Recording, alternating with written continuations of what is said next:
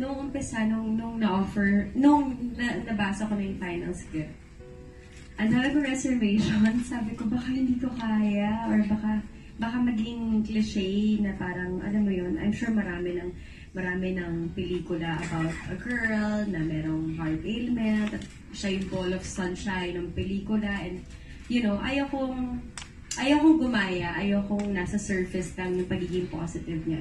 I had to get it from a place that is real, that is true. So, alam mo, nag-commit talaga ako. Hindi ko sinasabi to dahil gusto kong panoorin yung pelikula, but siguro first step yung hair. I know surface yung hair, but yun sa akin kasi sa babae, iba pag, di ba yung iba nagpapagupit after a breakup, or siguro yun yung representation sa akin na tatalon ako para maging si Ali. Yung mga nangyayari sa Vancouver, parang iniisipan ko lagi siya ng something positive. Lagi kong hinahanap yung silver lining, kahit sa personal kong buhay. Siguro para ma-practice yung pagiging Ali. But minsan, kapag meron akong bad days dito sa Pilipinas, pagbalik ko after doing the film, minsan iniisip ko, my God, gusto kong bumalik sa Vancouver at gusto kong maging Ali ulit. Naging happy place ko siya. And hindi ko siya makakalimutan. Pero sana nga maging Ali ako, but unfortunately, I'm not like her. Pero may natutunan ka sa kanya in that way, na parang ngayon, kapag may problema, you can be positive like Ali. May ganun ba? Oo, pero mahirap siya eh. Hindi siya... Siguro kasi magkakaiba tayong klaseng tao, no? Si Ali naman kasi she's built to be like that. She has like a childlike factor in her, no? Hindi ako ganun eh. Medyo overthinker ako in real life. Hindi ako playful. Actually, others nga tell me na medyo uptight ako. I'm not like Ali, but I always try to be. But of course, I have to be authentic all the time, no? So, siguro hinahanap ko pa rin hanggang ngayon kung kaya ko maging siya every single day. Why that kind of hair? With the bangs, with the... Gusto ko siyang hindi maging pretty girl. Gusto ko siyang maging parang everyday girl na happy to be with, fun to be around with. So, ganun siya. Hindi siya yung parang kulot-kulot or like, gusto ko siya maging... And very aggressive, no? Aggressive. Hindi siya aggressive. Straight to the point. Straight to the point, yeah. Sa Vancouver ba, ganun yung mga girls? Or parang... Hindi. Ali is one of a kind, I think. Hindi naman. Habang pinapanood ko siya, parang gusto kong pamalik doon. Masarap siyang... She's a beautiful character. So Edward, we're just curious, May, after watching the film. Ano yung unang-unang sinabi niya sa'yo after watching you solo on that film? During the premiere, I went to her straight away kasi we weren't sitting together. I wanted to, gusto ko sana basta we were cast daw. Hindi kayo magkatabi, di ba? Hindi po. But I wanted to, because I told her, I want you to tell me your honest opinion about what you thought about my acting, about the movie. I wanted to know everything. And as soon as I got there, nakakainis kasi inside the cinema, she said, mamaya na, gusto ko lang tao. Kasi she dissected everything.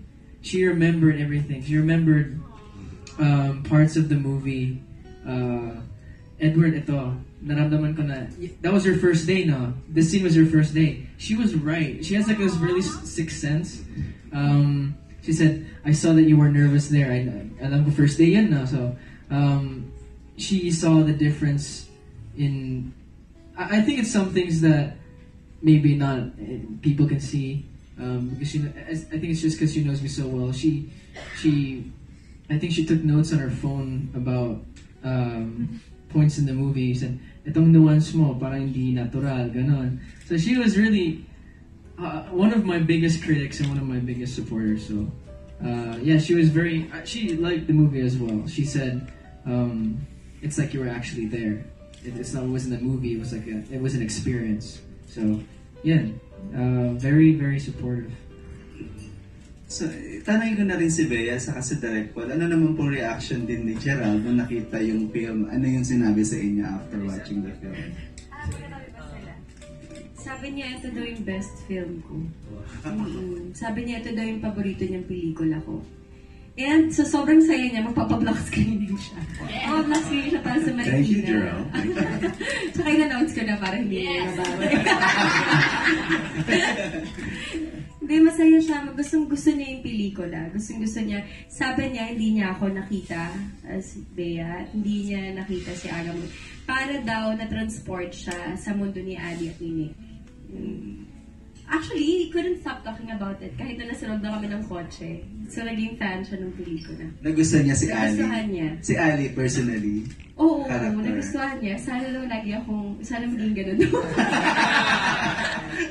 Anong sabi mo? Nung sinabi niyang gano'n? Wala naman ako sinabi.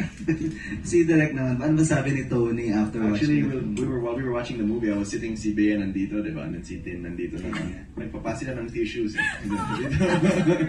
So dito ako, ganun sila, umiyak sila during the film. No? But she couldn't help but just be so proud. No? And she was so happy. She says, finally, gumawa ka ng love story. Umiyak ako, I cried, and I enjoyed it. And everything, she always texts me something long. So yeah, may critique siya. She told me everything, her points. And she says talaga she can really feel my voice. And she was a part of the journey. Lahat ng script. I mean, she wasn't a part of the film. I guess I'm just like kanina he was saying about my mind. But every time I talk to somebody about the film, of course it's Tony when I go home. Diba? So she knew how it changed, how it developed. So she couldn't help but be so proud when she saw it on the big screen. And ganun din as like Gerald, magpa-block screen din si Tony. Sa Taytay naman, sa Taytay. Paano si Edward? Grabe. Si Edward daw may black screening ba? Ayan, kami kay Maymay. Kasi si Tony. Black screening. Ay, Sure naman. Ako sure ako dyan, Kuya Alan, ang mga Mayward, may black screening. Last na lang, Direk, did you consider yung title? Di ba naging successful din yung Milan, yung Dubai? Did you consider to put title ng Canada or Vancouver? Ganyan. No, actually, talagang first Vancouver. No, actually it was not, because the film's not about Vancouver. It's not about. I'm not saying that those other films were about that place, but sa akin, we actually we only thought of the title after. Actually, it was always called the Agabea Project. Yung sa lahat ng mga scripts lahat. And then when I started working with of course with Star for the promo, and First Love came up because of when they watched it and when we watched it, and they just felt that we all agreed that this was the best title, and it seems to be like everyone on social media that they watched it, they now know why it's First Love. Diba? So if you haven't seen it, know the reason why it's called First Love. Okay, congratulations. Thank you. It's like a Hollywood film yung habang pinapanood ko siya. So, sobrang ganda niya. My question is for Bea. What is the most challenging part or scene doon na sobrang nahirapan ka? Siguro yung first part. Kasi dun sa last part, ramdam na ramdam ko na si Ali eh. So hindi na, parang mahirap siya kasi masakit siya eh. Pero hindi ako nahirapan na makarating doon. Kasi mahal na mahal ko na si Nick. Kumbaga, parang hindi ko na siya masyado ina-effort. But yung first part, yung hinahanap mo, parang fina-fine-tune mo pa kung paano magsalita si Ali, gano'n ba siya kabilis magsalita, ano bang boses niya, ano bang points of view niya, doon ako nahihirapan, plus the fact na kabang-kaba ako dahil kay Kuya Aga. And siya kasi Paul, hindi pa kami ever nagkatrabaho. So parang hinahanap mo pa yung chemistry ninyo. Doon ako nahihirapan. It's like a Hollywood film yung habang pinapanood ko siya. So, sobrang ganda niya. My question is for Bea. What is the most challenging part or scene doon na sobrang nahirapan ka? Siguro yung first part. Kasi dun sa last part, ramdam na ramdam ko na si Ali eh. So hindi na, parang mahirap siya kasi masakit siya eh. Pero hindi ako nahirapan na makarating doon. Kasi mahal na mahal ko na si Nick. Kumbaga, parang hindi ko na siya masyadong ina-effort. But yung first part, yung hinahanap mo, parang fina-fine-tune mo pa kung paano magsalita si Ali, gano'n ba siya kabilis magsalita, ano bang boses niya, ano bang points of view niya, doon ako nahihirapan, plus the fact na kabang-kaba ako dahil kay Kuya Aga. And siya kasi Paul, hindi pa kami ever nagkatrabaho. So parang hinahanap mo pa yung chemistry. Yes, I feel it's when you know it's your last. That's my opinion. No? So I feel that's why I really believe Tony is my first love. Is because I chose to spend the rest of my life with her, and because of her, I'm able to experience another kind of first love, which is with Sevi. But this is also something, and I'll say something that I haven't said before, and then maybe it's more of a challenge or something maybe we can discuss. But as I was watching the film premiere night, I finally let it go. I let the baby go, and it opened in cinemas, 200 plus cinemas yesterday, and more cinemas I think today. So thank you for all your support. But it's something I wanted to ask, and I'm not, I want to see what the reaction will be. But it's also first love about loving yourself first, also. Right? I only because it may sound selfish, but how are you able to give love if you don't love yourself or love you first? No? Parang, I don't know. Interesting because I was looking. Everyone was tweeting about life. Parang I read some reviews na parang they're learning now to love their life, to love what they're doing. So parang it's opening up a discussion about. Yes, it's very natural for us to love other people, our family, but do we love ourselves also? Do you love who you are? Are you grateful for who you have become? Are you blessed where you are today? So yeah, it was very interesting. I'm still trying to dissect it, but because of the movie, this is now what is in my mind. So interesting.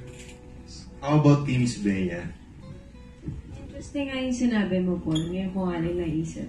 Kasi habang pinapanood ko naman yung pelikula, isang gabi, iniisip ko na hindi ko naisip to habang ginagawa ko si Ali, na minsan, pagka marami tayong pinagdadaanan sa buhay, nagpa-play, parang feeling natin sa mga sarili natin, we're victims, no? Nagiging biktima tayo ng pagkakataon, na lahat ng problema natin. Tapos makikita mo si Ali, na meron siyang ganong heart ailment, and yet, hindi niya iniisip na biktima siya ng universe. Actually, kakampi niya ang universe. Lahat ng dumarating sa kanya, nung nakilala niya si Nick, parang feeling niya, the odds are in her favor. No? Kahit na nakilala niya lang tong lalaki na to, hindi naman nawawala pa yung sakit niya. So, para sagutin yung tanong mo, siguro tama si Paul, baka self-loving first love. Or loving life. Thank you. Ito kay Edward, ang dami nag-aabang ng sagot mo. For me, there's a lot of first love. I mean, I don't mean like, people always, when you think first love, you can think, girlfriend, boyfriend, husband, wife. There's a lot of first love. When you find, I think the first real love that you have, of course, is for your family. The second will be for your future wife, partner, whatever. But the third is always going to be for whatever you do. You have to love what you do. I guess a lot it's work. My father said to me a long time ago, I think about 5 or 6 years ago now, he said to me, I love what I do, therefore I don't work. For me, I didn't feel like we were really working in Canada. It was like we were working, but it didn't feel like work. It didn't feel like there was stress or it was a hard thing to do. It felt like we were living there. I mean, it felt like everything was real. And you find a lot of first love in the things that you do in the work, and it's a hard thing to find. I feel personally because you always think, me especially, I always thought like, what am I gonna be good at when I'm in the future? I kept on doing different sports because I wanted to be like, I wanted to discover if I was like a pro at something without trying. And I realized there's nothing. You don't have anything. You're not perfect at anything without putting hard work in. So something that I love to say is that you have to be the hardest working person in the room for you to achieve something. So every time you walk into a room, it doesn't matter who's there. You have to be the hardest worker in there. And so the third love, I guess, is for your craft and for whatever you want to do in life. So, yeah, first loves, you have a lot of them, but like Paul says, you have to find that one that stays. Yeah. Follow-up question lang kay Edward. Naramdaman ba kay Maymay yung first love? And then, sinabi mo, di ba, may first love, second love, third love. Pang ilan si Maymay dun sa love na yan? Oh, three types of three sections for me. That's why I see it. For my way, yeah, very much so. Because I've never had anyone. I've said this so many times. You guys have laughed before, but she's weird, and there's no other person I believe in the world like her. And yeah, there's a different type of love there because to have someone like that in your life that's got your back with it, it's very, very rare to find. And I feel like even if I was, I don't know, 10 years in the future, I don't see her for 10 years, for whatever reason, and I come back, nothing will have changed. It's one of those type of relationships. So for me, yes, to answer your question. Thank you, Edward. So, shout out lang doon sa may word fan kasi natuwa sila sa sagot mo. Sobrang smart mo daw and yun, hindi ka mga 18 years old. One last question ko na lang kay Direk na lang. So, watching the movie, ang ganda ng how do you react on that? Yung mga hindi pa nakakapanood na. Well, then you definitely have to watch so you can see that it's definitely different. Of course, the netizens or everyone will always find something to compare your work with. So that's fine. That opens up discussion. But this, for me, is a unique story. And I guess what the fans or the people have to realize, Aga won't do something the same. If he did it already, Aga will tell you, Paul, ako na yan. Ano ba? And trust me, I pitched to him many concepts, and he said that to me. But when I pitched him First Love, Aga said, I've never done a character like this again.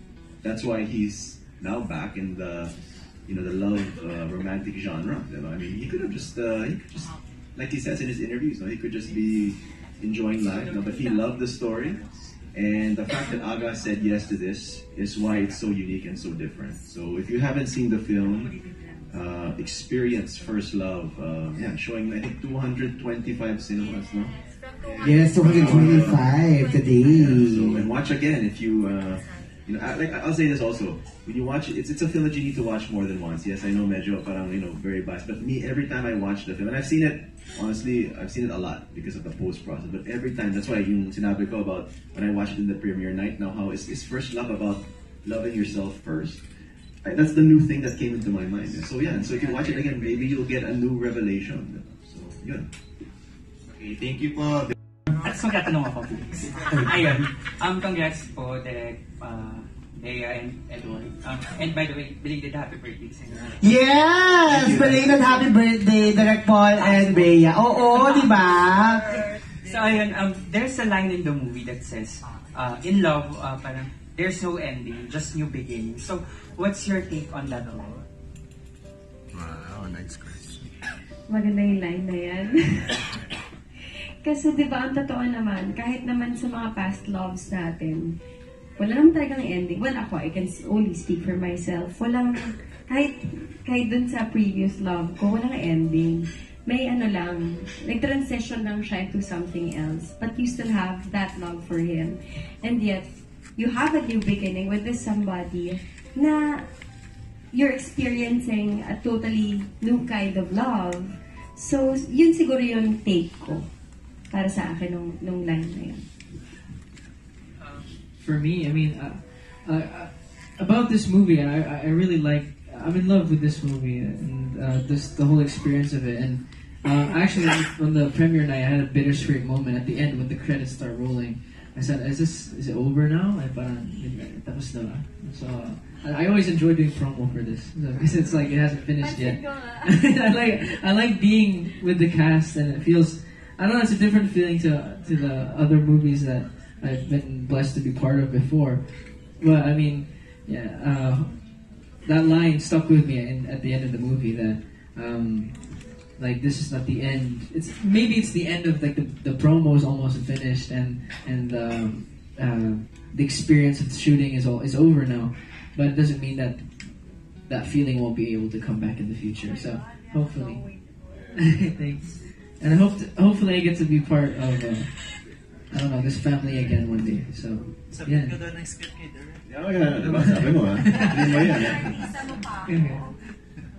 I think for me, it's life is really, honestly, it's consisted of just memories. So you take these memories and you bring it with you each and every day. That's why for me, there's really no endings, just beginnings, right? That's just what it is. And for me personally, as a filmmaker, with every film that I do, I always want to get better. The experiences I learned from First Love, hopefully I get better with my next film and move forward.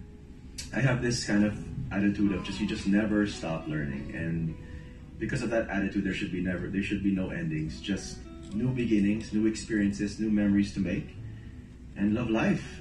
Diba? Love life. Direct pahabo lang. Last na. Sabi niya. Sabi na. Direct, sino nag-conceptualize yung pa-astronaut and pa-universe? Keme. Well, that was part of the. I would like to say it was consisted of me, si Ange, the creatives of Star. It was just a team effort, a collaborative effort with the script. We wanted to give Nick and Ali a dream job, a dream. So I nice the question kanina about our dreams. So yeah, si Nick, his dream was to be an astronaut. Si Ali naman was to be a wildlife photographer, diba? So yeah, that's why abangan nyo yung ending, because literally and figuratively, dreams come true. Diba? Thank you, Oreo.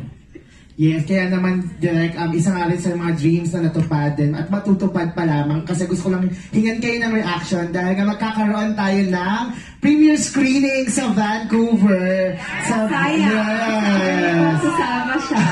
Direk, di po kayo kasama. October 28. Hindi, gagawa niya ng paraan. Yes, gagawa ng paraan, Direk. Diba? Sa mga taga-Canada, makikita niyo si Paul Soriano. Sa Bell Performing Arts Theater yan. Vancouver, sa October 28, syempre nandun si Bea and nandun si Aga. Ayan, dahil dyan, imbitahan na natin ang ating mga kapamilya vloggers na nandito na mas i-share pa ang good news about First Love. Gusto ko magpasalamat sa mga nakapanood na nandito at nagustuhan yung pelikula at pinopromote nyo on your own. Sana yung sa mga hindi pa nakakapanood na members, na vloggers, sana mapanood ninyo. And sana, if you like it, spread the word and encourage everyone to watch because this project is very special to me. Yes, Edward, invite everyone. Yes, like Ate said, it's an amazing story, and yes, promote it, but please, just enjoy the movie. It's one of those things that, like you said, we're not there to teach you, which is, stuck with me, but it's an experience, and it's a roller coaster of emotions, and I just want you guys to just enjoy it. It's a proud moment, and just, I don't know, whatever you do after the movie, I pray that you enjoy the movie. That's the main point for me. If you enjoy it, that's the best part. And of course, Direk. Yeah. Thank you lahat, to all you bloggers and to everyone watching. Maraming salamat. If you've seen the film, thank you. If you haven't seen it, please watch it. It's in over 225 cinemas. Make it a part of your weekend. But yes, First Love for me was made to be experienced in the cinema. So please join us. Of course, thank you to Edward, to Bea, of course to Aga, to Sandy, Albi, and everyone that's a part of First Love. Thank you so much for all your support, and to all the people tweeting the great reviews, the good news. Continue to tag me. I like reading those things. Good, and if you didn't like it, okay lang. Maybe I like that. Constructive. Be constructive, and I could always learn from you guys also. So my heart is open to that. So yes, please continue to spread the word. Promote First Love. Thank you so much. And we need more movies like this. There's so much hate in the world already. Kailangan natin ng ganitong positive film. So please spread the word. Thank you. Thank you so much. Palakpakan natin ang cast ng First Love. Kasama natin Edward Barber and Bea Alonzo with of course Direk Paul Soriano. Thank you guys. Maraming salamat. Isang group photo muna again. And of course, at this point, gusto ko lang i-announce na trending tayo nationwide. #First Love Today. Yan po ang ating official hashtag for this event. And of course, maraming salamat din po sa lahat ng mga bloggers and TV crews na nandito kasama natin this Thursday afternoon. Maraming pong salamat for coming. At sa mga natakpan dito sa likod,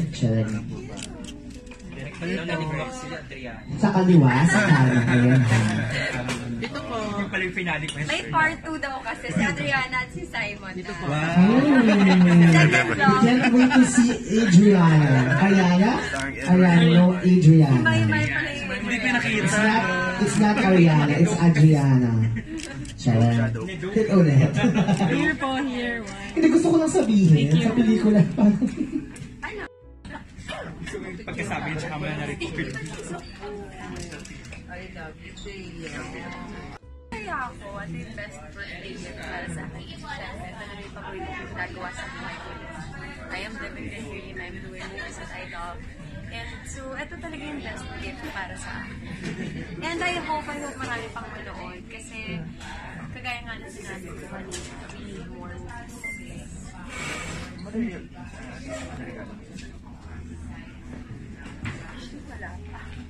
Wala pa. Hindi ko siya naisip. Celebration, wala. Baka magluto ako. Pwede nga mag-kwento.